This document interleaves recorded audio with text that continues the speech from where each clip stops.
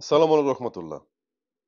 আজকে নওগাঁর একটা খবর, তাজা খবর। এটা অত্যন্ত দুঃখজনক খবর যে বন্ধু মিতালি ফাউন্ডেশন, এটা একটা এনজিও, আজকে তারা ভেঙে গিয়েছে।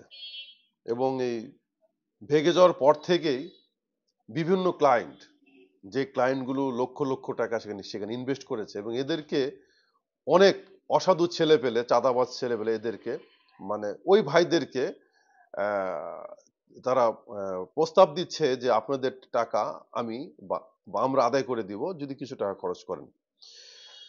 তো আমি এতটুকু শিওর দিয়ে বলি যে কোনো চাঁদাবাজের ক্ষমতা নেই, কোনো চাঁদাবাজের ক্ষমতা নেই যে আপনার কাছ থেকে 2 টাকা খুলে সেই বন্ধু মিতালি ফাউন্ডেশন থেকে আপনার টাকা আদায় করে দিবে, এটা কনফার্ম থাকেন।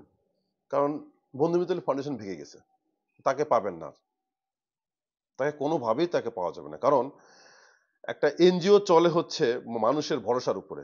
কারণ এনজিও বাইরে থেকে টাকা উঠায়, এক কথায় সে আমাদের কাছ থেকে সে টাকা উঠিয়ে সে ওটা বাইরে ইনভেস্ট করে।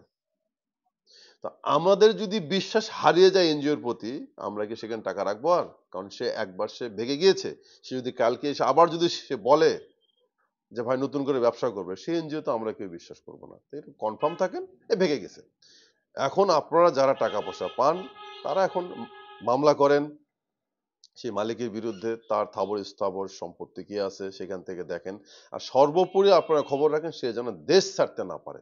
এবং নওগাঁ থানাতে আপনারা একটু চাপ প্রয়োগ করেন। নওগাঁ থানা যেন সারা বাংলাদেশে তার ছবি দিয়ে যেন বলে দেয় সে যেন ভাগতে না পারে।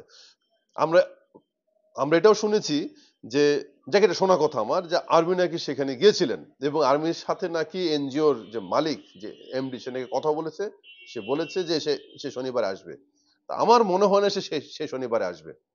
কারণ শনিবারে আসতে হলে আপনি খেয়াল রাখবেন এই যতগুলো গ্রাহক আছে সবাই একযোগে টাকা চাবে, সে আসবে না, কনফার্ম থাকেন সে আসবে না, এটা আসতেই পারে না যদি সে পাগল ছাগল না হয়। তাহলে আপনাদের উচিত হবে এখন প্রথম কথা হচ্ছে সকলে যে থানায় আশ্রয় হন, থানা জিডি করেন এবং থানায় এটা শক্ত প্রতিবাদ তোলেন যে এই এমডি যেন কোনোভাবে যেন দেশ ত্যাগ করতে না পারে।